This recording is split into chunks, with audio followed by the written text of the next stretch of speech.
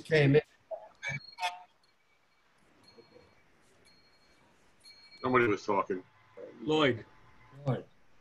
And they, you'll be surprised, all the illegal workers Can you hear that? jumping out of windows it was on the first floor, of course. So they were jumping out of windows to get away from the immigration police. Because I had my immigration document allowing me to stay in the country and work.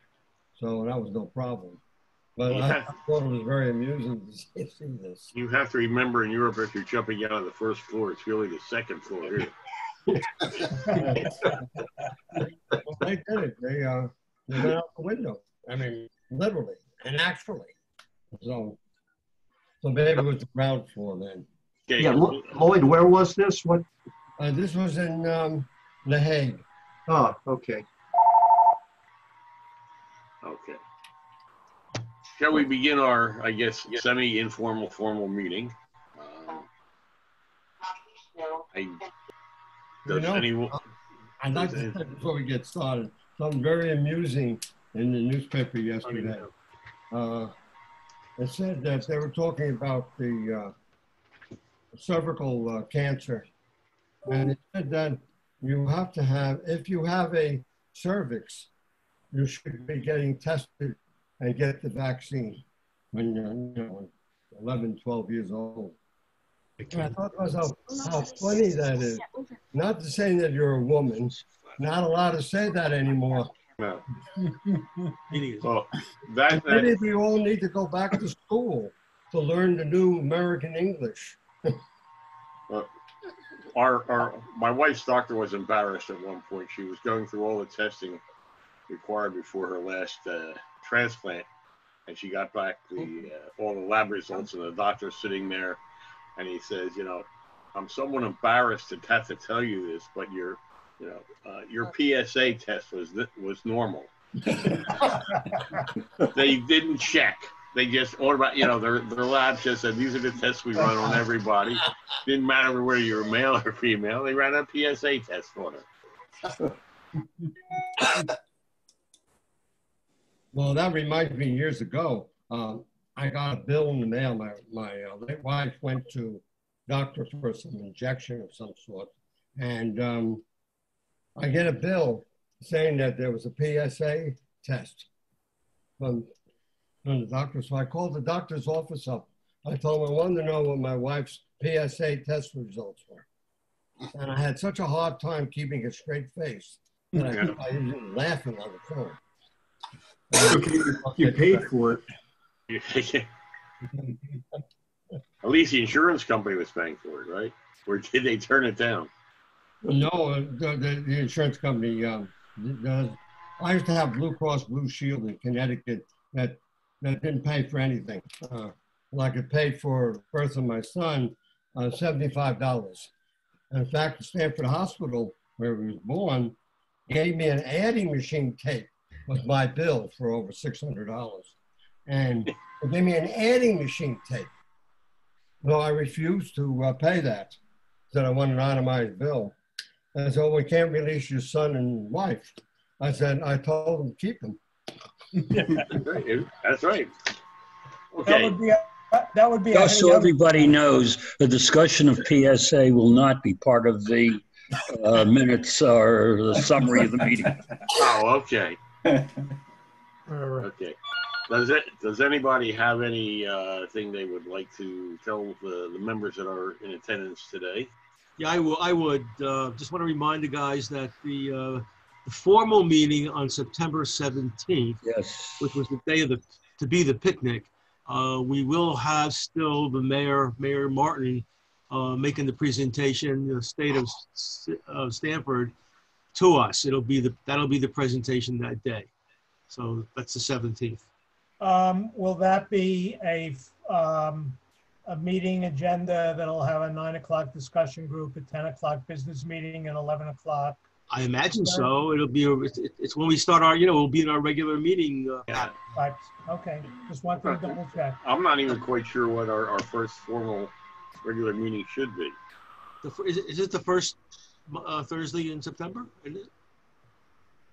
I would think so, but that's, let's see.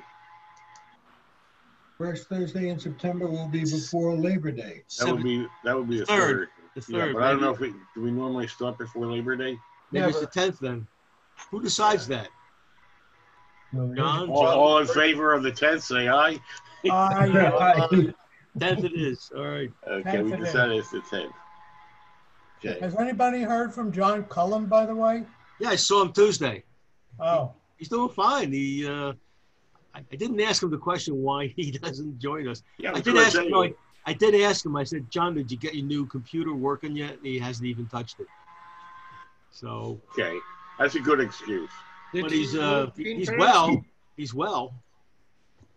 I saw him at grade A about 2 weeks ago. I saw him from the back first, and he was walking like a normal person. So then I approached him, and I didn't ask him about meeting. I was a little bit embarrassed to raise that question. Yeah.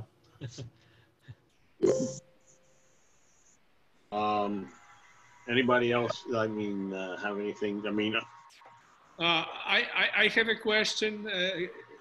Who is the program director these days, since Joe is not? Joe Andriani. Joe Andriani is basically running things. He had to take his wife to the doctors today. If you are still interested in having somebody to do presentation, I got my presentation about travel in Sri Lanka ready, so I can deliver that to you anytime. I would suggest you contact Joe. I have before me the schedule he sent me, which starts September 10th. We have speakers all the way through October 15th. So the first opening is October 22nd. And then it's wide open. Bill, can you send that to me? Because he didn't send it to, Okay. he didn't send it to me, and I need it for putting in a calendar and all. Yeah, I was getting a speaker, so that's why. And Larry, do you know who's going to be when we start morning sessions? And I haven't talked to either Joe or Art or Budke, but I will send them all emails. just let me know, and I'll. The first date he has listed is September 10th. Yeah, I mean, I didn't think we started before Labor Day, but.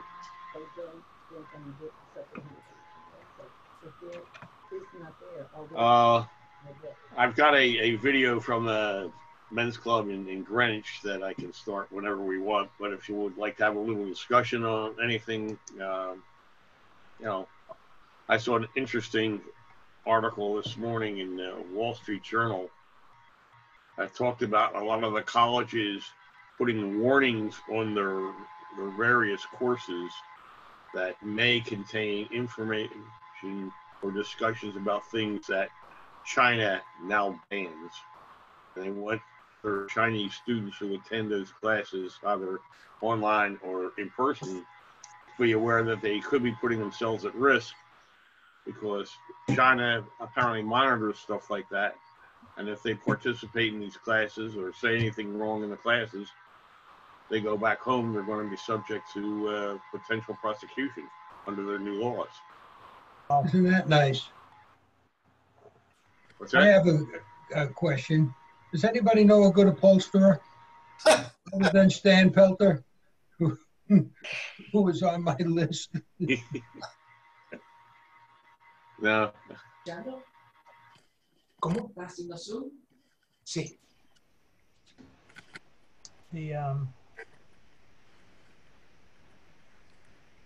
We're now up to 30 people. Does anybody else want to throw anything out for discussion, or should I just bring up the video? Yeah, one more thing. The Alzheimer's Association is still having a walk to end Alzheimer's on October 11. Obviously, it's a virtual walk, and I will try and get something to the membership about how to contribute. Alzheimer's is still a problem. They had their international meeting that they have now every year for 4 days, and I saw the list of contributors, scientists that contributed. It goes on and on and on. But these are all people that have contributed to trying to defeat Alzheimer's. So I'll get back to you with a address that you can, and you can actually go to the virtual walk. We have an opening, we have a celebration at the end, and you can plant flowers the way we usually do. Thank you. We have to walk around our homes? Well, walk around the neighborhood is the idea. Okay. Okay, just want to mention the golf tournament on the 5th of October. Should be well attended, should be no problems. Sterling Farms in particular is the busiest place in town. You have to get up at 5 a.m. in the morning and get on the computer at 5 a.m. and 1 second to get a good morning tea time. So everybody's there. It's incredibly popular, easy to maintain social distancing, and all you have to do is wear a mask at the registration area and parking lot. So just want to mention that. Jack has joined us. Anything else? Looks like everybody's waiting with bated breath for to hear about genetic engineering. There's a mask distribution today. A what? Yes. Mask distribution. Oh yeah, that's right. I saw at Rippowam. They hold it every week, I believe. Yes, this I'll month. be helping out there. As soon as the meeting's over, I'll head right over. 10 to 2. Correct. I'll be there from noon to 2. That's Okay. nice. That's nice. So you can get an extra dose of masks if you come to me. Okay, okay. I'll look me, Alan. Are you driving the Ferrari over? I may, yes. I mean, it's the type of day for that. It's a perfect day.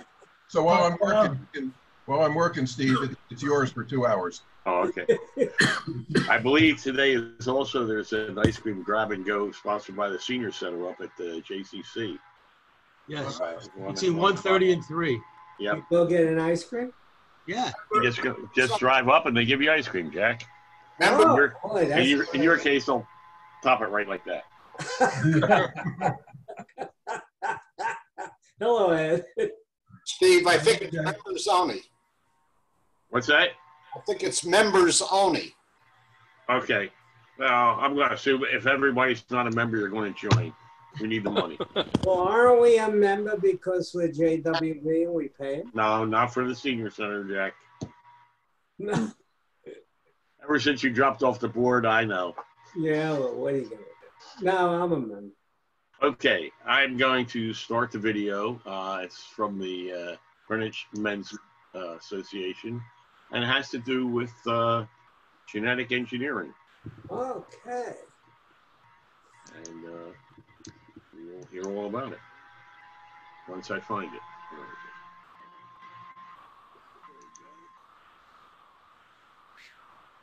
Steve, you mute everybody? Yeah, I will. Distinction What's that? I'm sorry. Is there a moral distinction? What? between genetic engineering, which affects humans only, versus hybridization and breeding, which has created the dog out of the wolf in the last 100,000 years.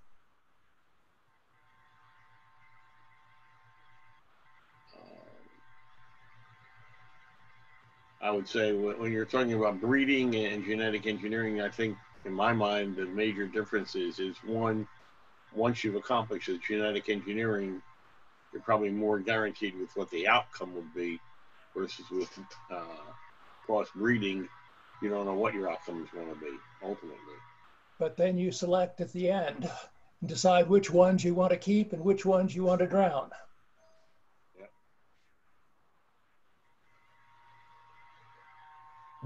You know, let me ask, Lloyd speaking. I think that genetic engineering has a great prospect for genetic diseases like Tay-Sachs, Down syndrome, and a host of others that survived the natural selection process during pregnancy. This is a great hope for humanity, because there's nothing worse, in my opinion, is that to live a lifetime having a genetically disabled child. Well, there you can't do nothing about it right now. So that's on the positive side. On the negative side, you get into the potential, as he mentioned, of genetic selection of embryo during pregnancies. I know of a case where that was done, where a woman had triplets from in vitro fertilization and picked the best one of the three. Whether that was morally correct or not, that's, we won't go into that, down that road. But that this party did that. Larry here. I think it's very hard to argue against genetic manipulation as a cure for disease. It's really no different than any other therapy, and has the added advantage of not having the party who is cured be a carrier going forward for generations beyond. I think there's also an economic benefit to it, because the amount of money spent on treating or curing some of these diseases is enormous. And furthermore, genetic engineering seems to have worked, certainly in plants, whereby you can genetically engineer the plants to be resistant to certain diseases. And that certainly helps against famine, and does provide greater productivity for food production, which certainly helps prevent famine across the globe. So any other comments about that as well? No, but I got a comment on COVID-19, which is that they think that the certain genetic or genes leading to a problem with the immune response from the virus has an effect, and that's one of the, I believe, one of the researches that's being done now to see whether that can come up with a cure, if you will. But that's, I think everything that we have is tied to possibly to genetic responses.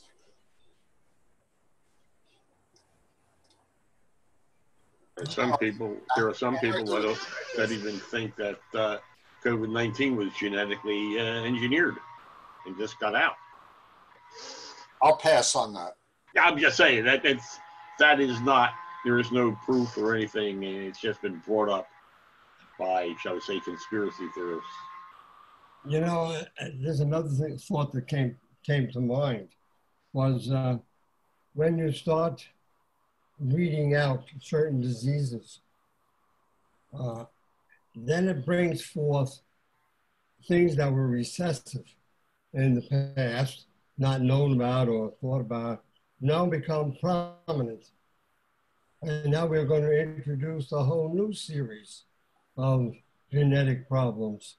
Once we weed out old ones, those that were very subtle will now come to the forefront. And this is what's happened. Second thought comes to mind is, if you make perfect human beings, you know, by genetic selection, you now have a problem of maybe you're making too many of the same thing. And then whenever a problem occurred, you're now suddenly going to have new sets of problems. I think of dogs, dog breeding, you know, you get your pedigrees. If the same species is reproducing with itself, you end up with genetic problems that never existed before. I think this is very, very true in terriers and poodles. Steve, Yogi Berra said it best. He said, if the world was perfect, it wouldn't be.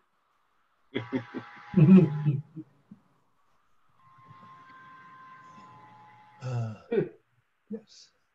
I think part of genetic engineering is why you supposedly don't marry your first cousins. Right.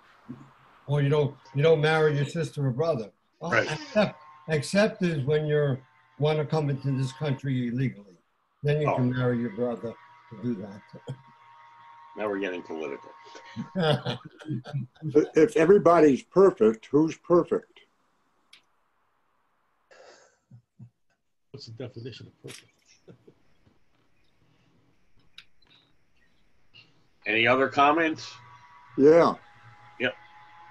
If everybody's perfect, who's perfect? And isn't this just speeding up the life cycle of evolution? It could be. Any comments on that? Could be. Unless everyone was totally identical, someone would think that the other person is not perfect. Well, Exactly. it also has to do with immunity, Steve. It has to do with immunity. Because if everybody's the same, a strange bug could come in and kill everybody. Because the immunity is not built up differently in everybody like it is now. And Steve? Yeah. Your mention of the population, overpopulation, with the ice melting in the Antarctic, is there going to be enough ice floes to put all the old people onto the ice to get rid of them? With the water increase, the increase in ocean depth, they'll just drown us all. Yeah. I'm afraid they'll wake up some dinosaurs that are down there. Perhaps we should hope for that, Jack. Yeah. Be careful, you're talking about us. Yeah, we're some dinosaurs. You're right. When you said dinosaurs? The next meeting of SMAS will be on ice flow number 72. Okay. Was that Arctic or Antarctic ice? Yeah. Okay, well, unless we've got any more comments, I don't want to have anything else to say, we can call the meeting to an end. Do we have anything for next week? I would assume so. Yeah, next week we would. A speaker or? No, I don't know what's coming up. I mean, I haven't, being honest, I'm sort of wound up in this position because other people have just said they're not coming or they have other, and I haven't, really set up in advance for them. So I will get out notices as to what's playing next week. And until then, I wish everybody to stay safe. You too. Stay healthy. Thank you. See you out and get your masks this afternoon. Ed Ripple one. Thank you for leaving. Some of us will get ice cream. Yeah. That's not the start yet. I'll be there. See you later, guys. Okay. See you later. Bye-bye, everybody. Thanks, Steve. Bye. Thanks, Steve.